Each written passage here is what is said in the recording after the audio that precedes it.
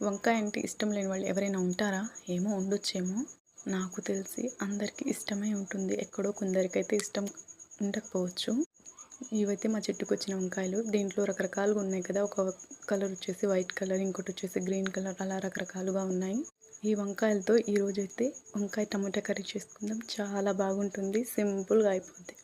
నేను ఎలా చేశాను టమాటా వంకాయ కర్రీ చూద్దాం రండి. ఫస్టు ఒక పెద్ద సైజు ఉల్లిపాయ కట్ చేసుకున్నాను. తర్వాత ఒక టమాటాను కూడా కట్ చేసి పక్కన పెట్టుకోవాలి. మన వంకాయలు కూడా కట్ చేసుకొని ఉప్పు నీళ్ళలో వేసి పెట్టుకోవాలి. తర్వాత స్టవ్ మీద ఒక దబ్బర పెట్టుకొని సరిపడా ఆయిల్ వేసుకొని హీట్ అయిన తర్వాత సన్నగా తరిగిన ఉల్లిపాయలు వేసి కొంచెం సాల్ట్ వేసి బాగా మగ్గనివ్వాలి. తర్వాత కట్ చేసి పెట్టుకున్న టమాటాను కూడా వేసేసి బాగా మగ్గనిచ్చి ఒక స్పూన్ అల్లం వెల్లుల్లి పేస్ట్ వేసుకొని అది పచ్చివాసన పోయేంత వరకు ఫ్రై చేసుకోవాలి. తర్వాత ఆల్రెడీ మనం కట్ చేసి పెట్టుకున్న వంకాయలను కూడా వేసేసి ఒక 5 నిమిషాలు ఆ మసాలాలు మగ్గనిచ్చిన తర్వాత ఒక హాఫ్ గ్లాస్ వాటర్ వేసేసి సిమ్లో పెట్టేసి ఒక 15 నిమిషాలు ఉడకనిచ్చామనుకోండి, మన వంకాయ టమాటా కర్రీ అనేది దగ్గరికి పడిపోతుంది.